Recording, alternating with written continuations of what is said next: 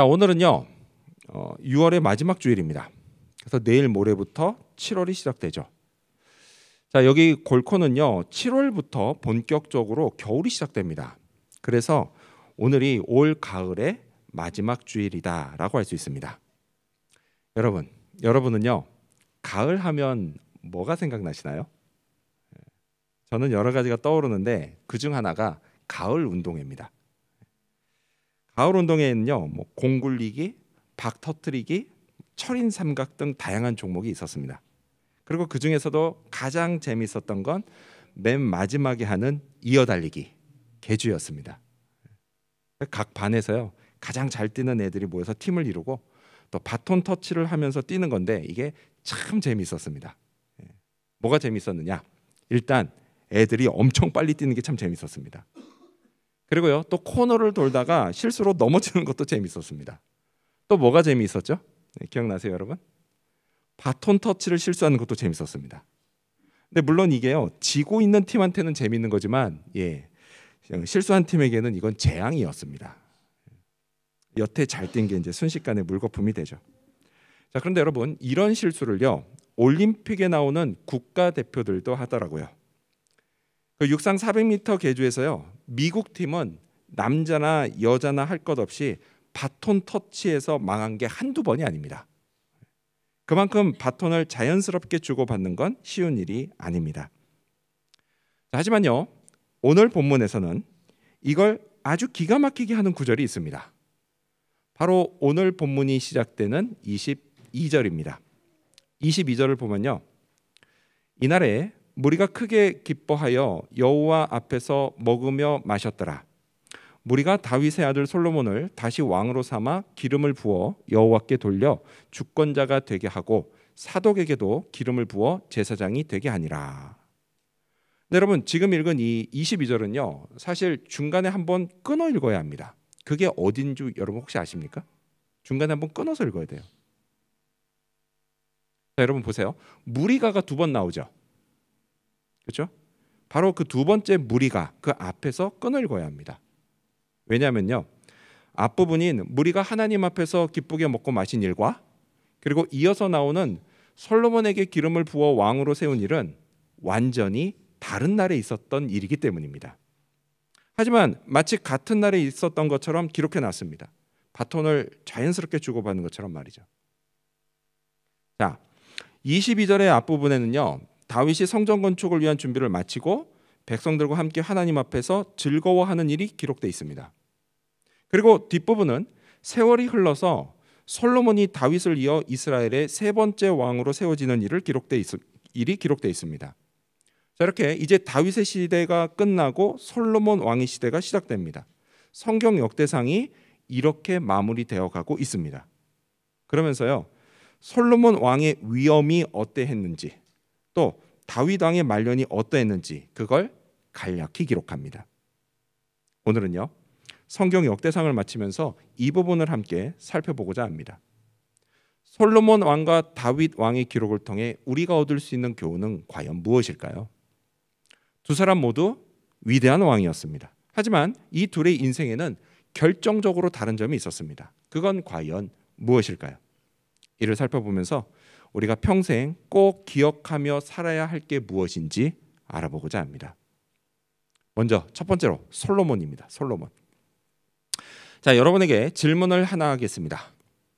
만약 여러분이요 다윗과 솔로몬 이 둘 중 하나가 될 수 있다면 여러분은 어느 쪽이 되고 싶으십니까? 다윗과 솔로몬 이 둘 중에 어느 쪽이 되고 싶으십니까? 다윗. 또요. 솔로몬. 그렇죠. 뭐 다윗이야 워낙 유명하니까 다윗이 되는 거 좋죠. 좋습니다. 하지만요 어쩜 솔로몬이 되는 게 더 좋을 수도 있지 않을까요? 이유는 이렇습니다. 여러분 가져오신 성경을 읽겠습니다. 23절 말씀을 읽겠습니다. 읽습니다. 시작. 솔로몬이 여호와께서 주신 왕 위에 앉아 아버지 다윗을 이어 왕이 되어 형통하니 온 이스라엘이 그의 명령에 순종하며. 아멘. 자, 여기 솔로몬이 왕이 된 이야기가 나옵니다. 자, 그런데 솔로몬을 뭐라고 소개하고 있죠? 두 가지로 소개합니다. 하나는 그가 하나님께서 주신 왕 위에 앉았다는 겁니다. 하나님이 그를 말단 공무원이 아니라 왕을 시켜주신 겁니다. 그것도 겨우 나이 20살 때요. 약관 20살 때. 자, 그리고 또 뭐라고 소개하죠?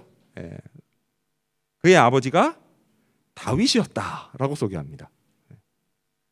여러분 생각해 보세요. 자기가 무슨 노력을 한 것도 아닌데 태어나고 보니 자기 아버지가 다윗 왕이었던 겁니다. 그것도요, 다윗 왕이 한참 잘 나갈 때였습니다. 자, 따라서 솔로몬은요, 요즘식으로 말하면 금수저 중에서도 최상급 금수저였습니다. 금수저로 태어나 하나님이 왕까지 시켜주셨으니 얼마나 부럽습니까? 게다가요, 왕으로 나라를 다스린 것도 참 잘했습니다.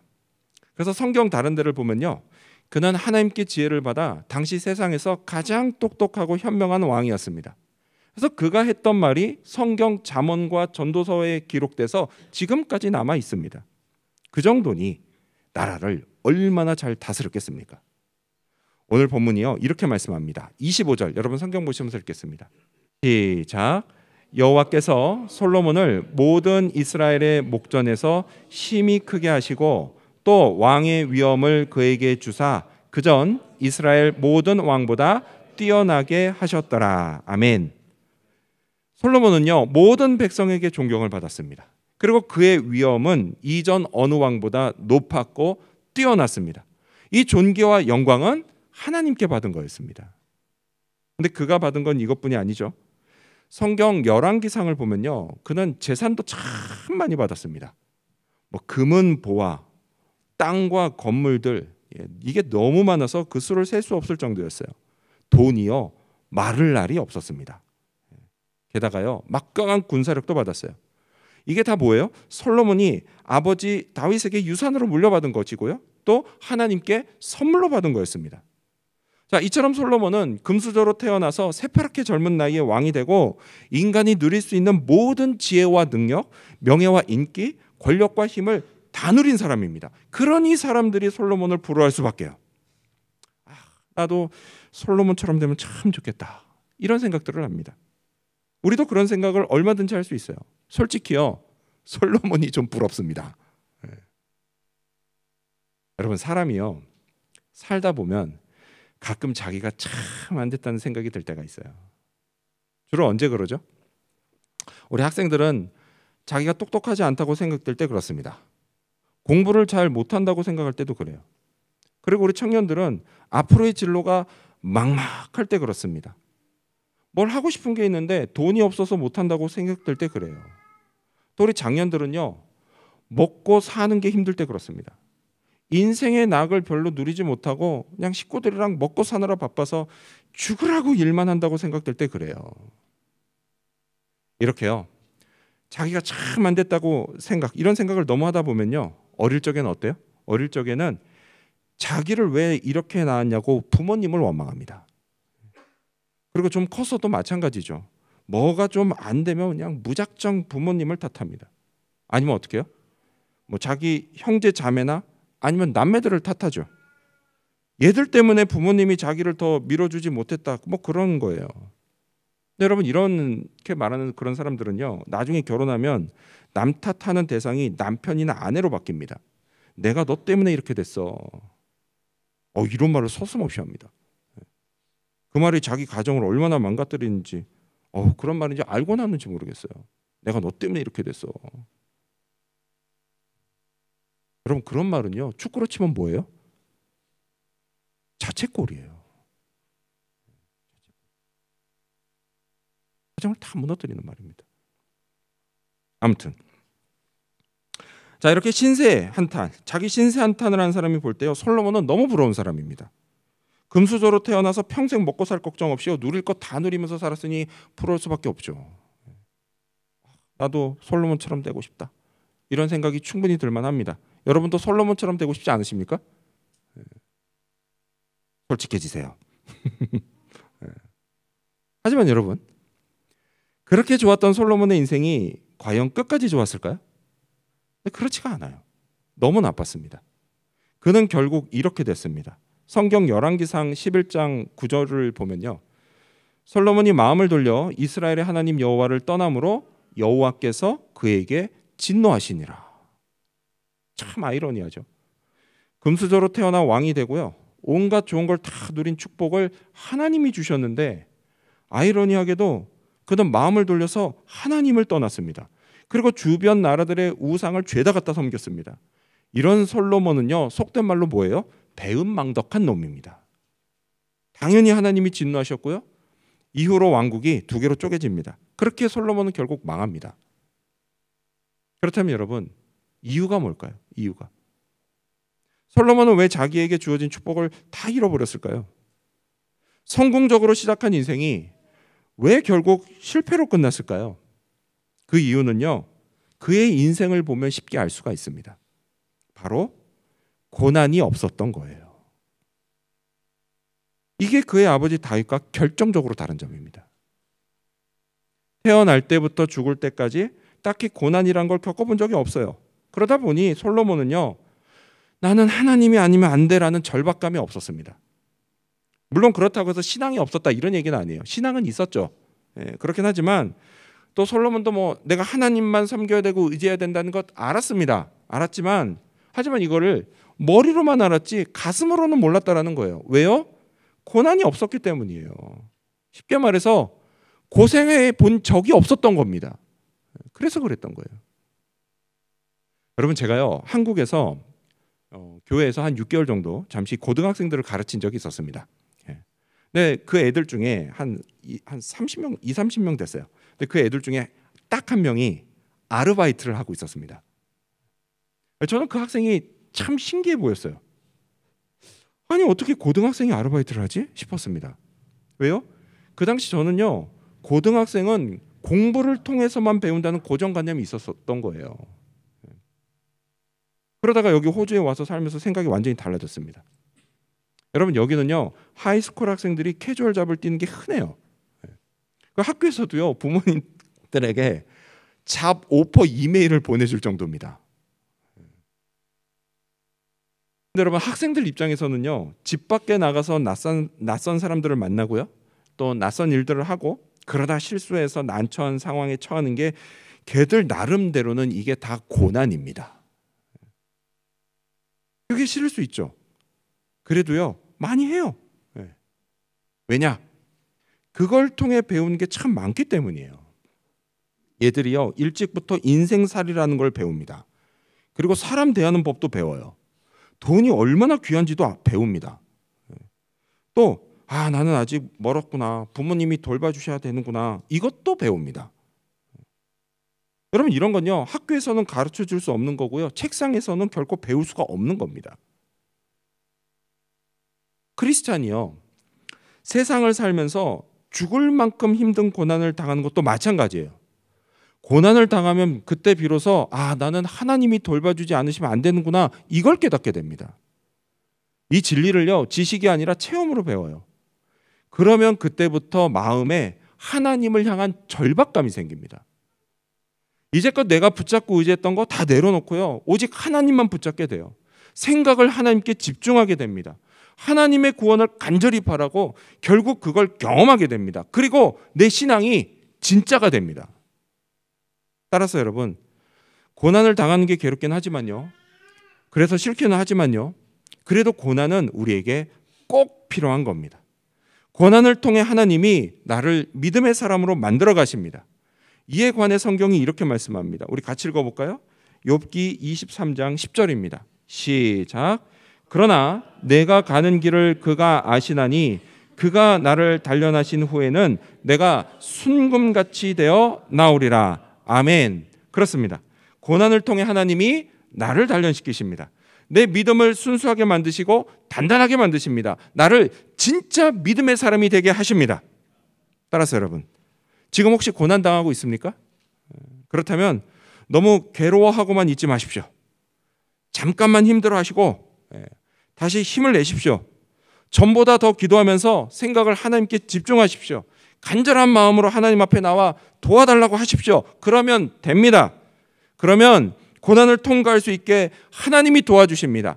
계속 도와주시고 끝까지 도와주십니다. 성경 말씀대로 하나님은 내가 가는 길, 내 인생길을 다 아십니다. 그리고 가장 좋은 길로, 가장 안전한 길로 나를 이끄십니다. 이 사실을 믿으시기 바랍니다. 이러한 믿음으로 고난을 통과하며 숨금 같은 믿음의 사람, 하나님의 사람이 되어가는 저와 여러분이 되시기를 축원합니다. 마지막 두 번째로, 아니 목사님 왜 오늘은 두 개인가요? 방학 특집. 마지막 두 번째로 다윗입니다. 다윗. 자, 이어서 다윗 왕의 기록이 나옵니다. 여러분 가져오신 성경을 읽겠습니다. 역대상 29장 26절과 27절을 읽겠습니다. 시작. 이새의 아들 다윗이 온 이스라엘의 왕이 되어 이스라엘을 다스린 기간은 40년이라. 헤브론에서 7년간 다스렸고 예루살렘에서 33년을 다스렸더라. 아멘. 자, 여기를 보면요, 제 얼굴을 보지 마시고 여러분 성경을 보세요. 여기를 보면 다윗을 이새의 아들이라고 부르는 걸 볼 수 있습니다. 그렇죠? 근데 여러분 이거는요, 원래 사울 왕이 다윗을 별 볼 일 없는 집안 사람이라고 낮춰 부를 때 썼던 표현이에요. 이새의 아들. 근데 그러다가 이제 훗날 이 표현이 다윗의 후손으로 오실 메시아 그리스도를 가리키는 고귀한 표현이 된 겁니다. 근데 애초엔 그렇지 않았어요. 뭐예요? 다윗을 낮춰 부르는 표현이었어요. 이새의 아들. 그랬습니다. 그게 사실이었어요. 다윗은요, 흙수저였습니다. 그랬던 그가 왕이 됩니다. 처음에 먼저 유다 지파의 왕이 됐을 때 그는 30살이었습니다. 그러다가요, 온 이스라엘을 33년을 더 다스려서 총 40년간 나라를 다스렸습니다. 즉 뭐예요? 40년 세월을 왕으로 산 겁니다. 그의 결말을 성경이 이렇게 말씀해요. 우리 28절도 이어서 읽어볼까요? 여러분 성경 보시면서 시작. 그가 나이 많아 늙도록 부하고 존귀를 누리다가 죽음에 그의 아들 솔로몬이 대신하여 왕이 되니라. 아멘. 늙도록 부하고 존귀를 누리다 죽었다고 말씀합니다. 다윗은요 71세에 죽었습니다. 72세? 그렇게 오래 산 것 같지 않은데 아니에요, 여러분. 이 당시에는 71세에 죽었으면요, 그건 오래 산 겁니다. 자, 여러분 지금도 그렇지만요, 그때도 장수는 축복이었습니다. 그렇죠? 자, 그리고 또한 다윗은요, 부귀영화를 끝까지 누렸습니다. 죽을 때까지 형통했습니다. 하나님이 주신 축복을 하나도 잃어버리지 않았습니다. 인생이요, 끝까지 좋았던 겁니다. 이게 솔로몬과 다른 점이에요. 그럼 비결이 뭘까요? 비결은 간단해요. 그의 마음이 죽을 때까지 하나님을 떠나지 않았기 때문입니다. 끝까지 하나님만 섬기고 의지했기 때문이에요. 하나님을 향한 간절함이 마음에 늘 있었기 때문입니다. 근데 그럴 수밖에 없는 게요, 다윗의 인생에는 고난이 참 많았습니다. 이게 아들 솔로몬과 완전히 다른 점입니다. 여러분도 아시다시피요, 시편을 딱 피면 시편 몇 편까지 있죠? 150편까지 있습니다. 이 150편 시편들 중에요, 다윗이 쓴 게 많습니다. 그 중에서도요, 다윗이 고난을 겪으면서 쓴 게 많아요. 따라서 여러분, 고난을 당할 땐요, 성경을 딱 피시고 그 시편들을 읽으시기 바랍니다. 그리고 그냥 뭐 한두 편 읽다 말고 이런 게 아니라요, 그냥 1시간이고 2시간이고 그냥 계속해서 쭉 읽으십시오.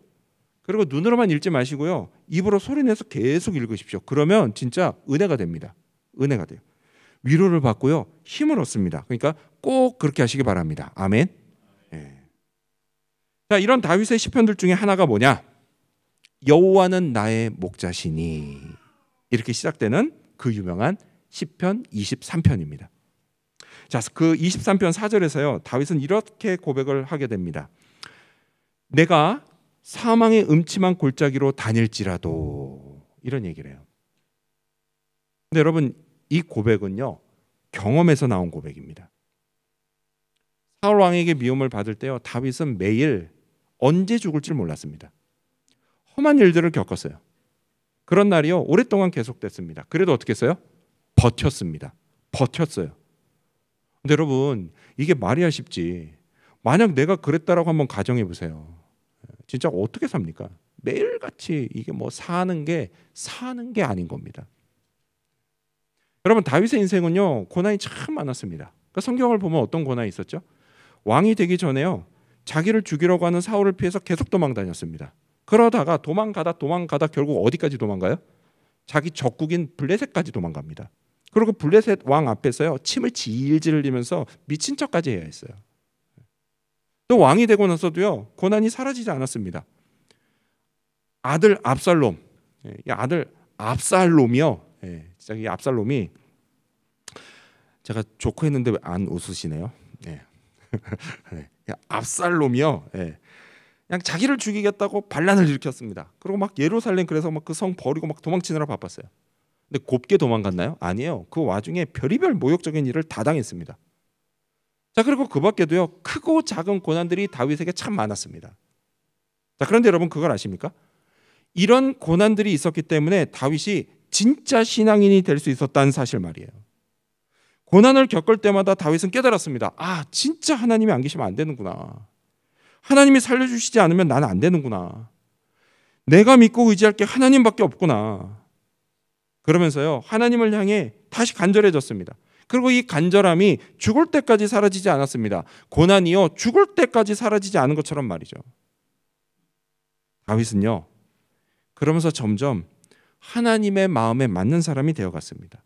그의 인생도 점점 하나님 안에서 명품 인생이 되어갔습니다. 그렇습니다. 고난을 통해 다윗은 명품이 되어갔습니다. 얼마 전에요 제가 유튜브에서 어떤 장인이 검을 만드는 과정을 봤습니다. 참고로 여러분 칼과 검은 다릅니다. 아시죠? 어떻게 다른지 아세요? 칼은 날이 한쪽 면에만 있는 게 칼입니다. 검은 뭐냐? 날이 양쪽 면에 다 있는 게 검이에요.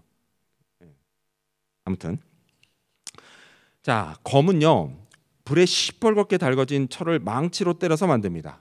그래서 이게 전통적인 방법인데요. 세 명이 번갈아 가면서 때리는 거예요.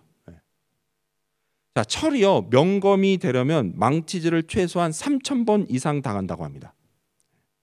그게 이 철에게는 뭐예요? 고난이에요. 고난. 철에게는 나름대로 고난입니다. 여러분 생각해 보세요. 말이 3,000번이지 얼마나 아프겠습니까? 근데 여러분 고난은 우리에게도 마찬가지예요. 우리도 아픕니다. 몸도 아프고 마음도 아파요. 그래서 싫어요. 하지만 잘 받으면 이를 통해서 우리도 명품으로 거듭납니다. 그 철로 검을 만드는 이야기에서 중요한 게 있습니다. 그 장인이 그런 말을 하시더라고요. 망치질을요 끝도 없이 계속하진 않는다고 합니다. 장인이 봐서 딱 알맞은 때가 되면 망치질을 멈춘다 그래요. 여러분 우리가 당하는 고난도 마찬가지죠. 반드시 끝이 있습니다.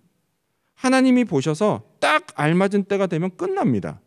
그리고 그때 우리는 확실히 알게 되죠. 하나님이 내 길을 다 아시고 주관하고 계시구나 이 사실을 알게 됩니다. 그리고 나와 늘 함께 하시면서 나를 돌보고 계시다는 사실도 알게 돼요. 그래서 다윗도 이렇게 고백했습니다. 앞서 다윗의 고백 시편 23편 4절을 우리가 함께 읽어볼까요? 스크린 보시면서 읽겠습니다. 시작.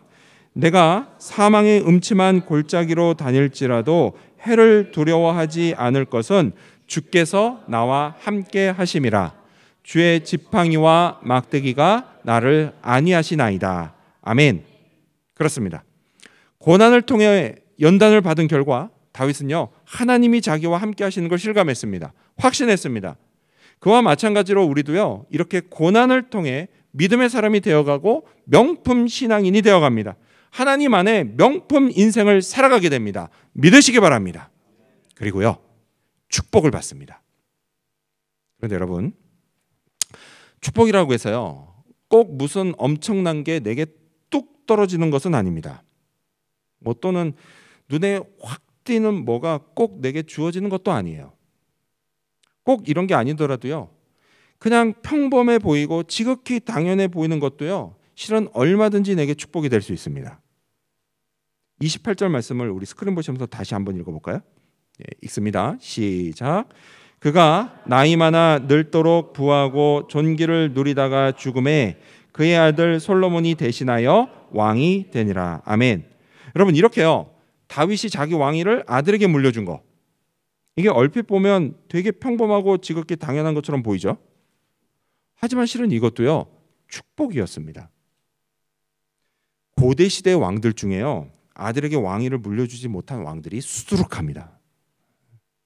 구약 열왕기를 보면요, 북이스라엘 왕들 중에 왕위를 자식에게 물려주지 못한 왕이 꽤 많아요. 신하들이 쿠데타를 일으켜서 살해당한 왕이 꽤 많습니다. 이 때문에 다윗이 평안하게 죽고 왕위를 아들 솔로몬에게 무탈하게 물려준 건 분명 축복이었습니다. 여러분, 이 같은 축복을요, 하나님이 우리에게도 주십니다. 여러분, 우리 일상이요, 큰 탈 없이 돌아가는 거 분명 축복입니다. 꼭 뭔가 대단한 게 주어지지 않아도요, 여러분, 우리는 지금 축복을 받고 있는 중이에요. 여러분, 이걸 감사해야 합니다. 하나님께 늘 감사해야 합니다.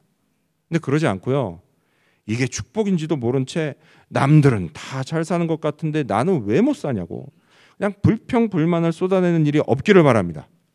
물론 우리가 사람인지라 어쩌다 한두 번은 그럴 수 있죠. 예. 하지만요, 그게 아니라 그냥 툭 하면 불평불만인 사람 조심하십시오. 또 부부가요, 이런 일로 자주 다투면 그 부부도 조심하십시오. 공부하고 일할 때도 마찬가지예요.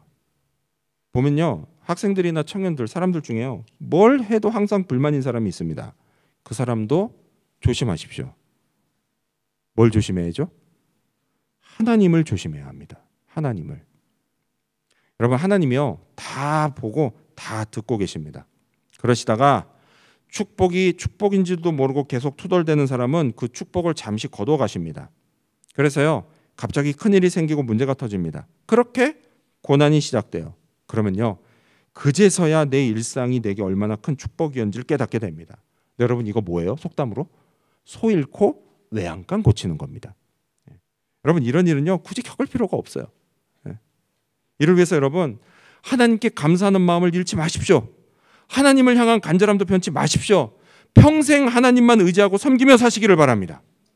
잊지 마십시오, 여러분. 하나님은 나의 목자십니다. 인생길의 숱한 고난과 위기 속에서 언제나 변함없이 나를 이끄시고 인도하시는 목자이십니다. 나를 돌보고 보살피시는 목자이십니다. 따라서 여러분, 평생 하나님과 동행하며 사시기를 바랍니다. 인생의 끝날까지 하나님을 붙잡은 손을 결코 놓지 마시기를 바랍니다. 어떤 상황에서도 꼭 붙잡으십시오. 그러면 됩니다. 그러면 하나님이 건져주십니다. 회복시켜 주십니다. 계속 축복을 누리며 살아가게 하십니다. 그 축복이 지금 이 순간에도 부어지고 있습니다. 이 사실을 믿으시기 바랍니다. 이러한 믿음으로 오직 하나님만 바라며 살아가는 저와 여러분, 그리고 우리 지구촌 교회 모든 성도님들이 되시기를 주님의 이름으로 축원합니다. 기도하겠습니다.